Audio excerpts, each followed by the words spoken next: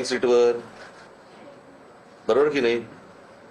एक ड्रायव्हर असायचा ज्याच्या काहीतरी चुकीच्या गोष्टीमुळे रेल्वे अपघात व्हायचा आणि हे राजीनामा मागायचा रेल्वे मंत्र्याचा ना. त्याच्यामुळे त्यांच्या मनात काय आहे, त्यांचे शिक्षण मंत्री असताना किती वेळा नीटचा पेपर फुटला ह्याला काही महत्व आहे की नाही? ही पहिल्यांदा घडलेली गोष्ट नाही आणि 21 मुलं आत्महत्या करतात. त्याचं पाप त्यांच्या डोक्यावर आहे. आज मी ज्या वेळेला, तुम्हाला आठवत असेल, मला 16-17ची गोष्ट असेल ना, मी नरेंद्र मोदींशी मी फोनवरती बोललो होतो आणि फोनवरती बोलून मला वाटतं त्यावर पण प्रेस घेतली होती. त्यावेळेला मी सांगितलं होतं की मोदींना पण हे सांगितलं होतं, आज शेतकरी आत्महत्या करतायत, उद्या या पेपर फुटीमुळे विद्यार्थी आत्महत्या करतील. हे मी 2017-18ला बोललो होतो त्यावेळेला. आणि आज तीच परिस्थिती झालेली आहे. मला असं वाटतं या सगळ्या गोष्टींची जबाबदारी, आता ऑस्ट्रेलियाच्या शिक्षण मंत्र्यांनी राजीनामा दिला, बरोबर आहे, त्यांच्या अधिपत्याखाली खाली असलेल्या कोणाची तरी त्यांनी त्यांच्याकडनं काहीतरी गुन्हा घडलाय, परंतु जबाबदारी म्हणून त्यांनी शिक्षण मंत्र्यांनी राजीनामा दिलाय. त्यांनी तेव्हाच द्यायला पाहिजे होता, इतका वेळ लावायची गरजच नव्हती. हे प्रकरण इतकं ताडलंच नसतं गेलं खरं तर.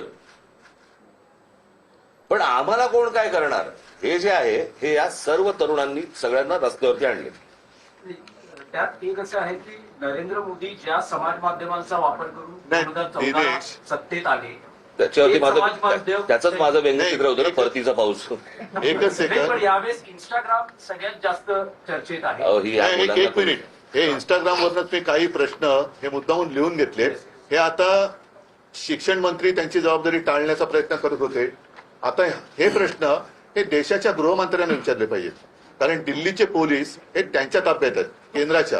म्हणून एक इंस्टाग्रामवरती मुलांनीच विचारलेले प्रश्न आहेत की पाण्याचे फवारे का वापरण्यात आले नाहीत दिल्लीमध्ये, खिळ्या असलेल्या लाठ्या का वापरण्यात आल्या, त्याच्यानंतर पेलेट गननी म्हणजे गोळीबार करण्याचा आदेश कोणी दिला, तरुण महिलांवरती पुरुष पोलिसांकडून मारहाण करण्यात येईल इतका बळाचा वापर का करण्यात आला, पोलिसांसोबत नागरी वेशातील काही पुरुष विद्यार्थ्यांना दंडुक्याने का मारत होते, बहुतेक पोलीस अधिकारी नावाच्या पट्ट्या का परिधान केलेल्या नव्हत्या, एका महिलेला मारहाण करताना दिसलेल्या वरिष्ठ पोलीस अधिकाऱ्यावर कोणती कारवाई करण्यात आलेली आहे, त्या दिवशी किती अश्रुधुरांचे गोळे डागण्यात आले, हे त्याच्यानंतर ते काय करंट द्यायचं काय असतं,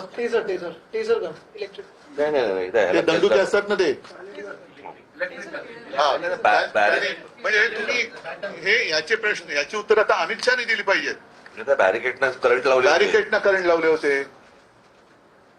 आज सुद्धा तिकडे नागपूरमध्ये आमच्या एका युवती सेनेच्या कार्यकर्त्याला काल एवढ्या वाईट पद्धतीने मारण केले आणि तिथल्या पोलीस राजनीस तो विषय घेतला होता. तिथल्या पोलीस आयुक्तांचे संघाबरोबरचे संबंध आहेत. म्हणजे हे सगळे जे आहे आता हे टिकणार नाही. हा विषय आता ही लोक, ही तरुण ऐकणार नाहीत. पण या प्रश्नाची उत्तरं आता देशाच्या गृहमंत्र्यांनी दिली पाहिजेत. काल जे मी म्हटलं ना की विद्यार्थ्यांना शिक्षकांनी हात लावू नये, मारू नये. जर मारलं, हात लावला तर त्याच्यावरती शिक्षकावरती कारवाई होते. मग पोलिसांवरती का नाही? मग दिल्लीच्या पोलिसांवरती का नाही? खिळे लावलेले दंडुके घेऊन तुम्ही जर मारणार असाल मुलांना, वाटेल ते बाहेरची माणसं आणून तुम्ही जर समजा त्यांना बडवणार असाल, त्या पोलिसांपेक्षा हे आदेश कोणी दिले, हे असं करा म्हणून कोणी सांगितलं? जर शिक्षकांवरती कारवाईची जर समजा कायदा असेल तर अशा प्रकारे बरं त्यांनी काय केलं होतं पोरांनी की तुम्ही इतकं मारलं? आता तर काहीतरी म्हणजे जेवण बंद करून टाकलं होतं. इथपर्यंत गेलात तुम्ही.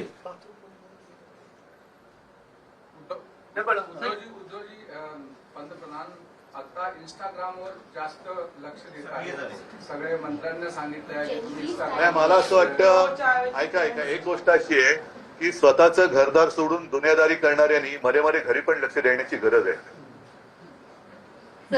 स्वतःची घरं पण त्यांनी सांभाळण्याची गरज आहे.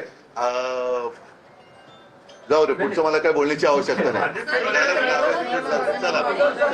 इतर ज्या दोन मागण्या तुम्ही आता म्हणाला नाही, या त्यांनी केलेल्या आहेत आणि त्यांच्यासोबत आम्ही आहोत. देखील गुन्हे दाखल झाले, तसेच मुंबईला देखील गुन्हे झाले. साहेब तुम्ही पण मला असं वाटतं एखादा कुठचं एक गोष्ट झाली. परंतु मी तुम्हाला एक गोष्ट सांगेन, मुंबई पोलीस आणि महाराष्ट्र पोलिसांचे मी आभार मानेन की त्यांनी उत्तम पद्धतीने संपूर्ण सिच्युएशन परिस्थिती हाताळलेली आहे. अशी कुठचीही परिस्थिती महाराष्ट्रामध्ये आज मुंबईत होत आहे, पुण्यामध्ये होत आहे किंवा इतरत्र कुठेही असा महाराष्ट्र पोलीस किंवा मुंबई पोलिसांकडनं गोष्ट झालेली नाही. मी खास करून त्यांचं अभिनंदन करेन की त्यांनी उत्तम प्रकारे त्यांची जबाबदारी पार पाडली. उद्धवजी राहुल गांधींनी सुद्धा पंतप्रधानांच्या घरासमोर आंदोलन केलं होतं तर त्यांच्याशी याच्यानंतर आज काय झालं त्याच्यानंतर फोनवर काही बोलणं झालं नाही, थांबा ना, आता हा एवढा मोठा विषय आहे. चल, धन्यवाद. तर तरुणांवरचे गुन्हे मागे घेणार का असा सवाल देखील या ठिकाणी उद्धव ठाकरे राज ठाकरे यांनी केलेला आहे. पोलिसांनी दंडुक्यांना खिळे लावले होते, आदेश कोणी दिले असा सवाल देखील राज ठाकरे यांनी केला आहे.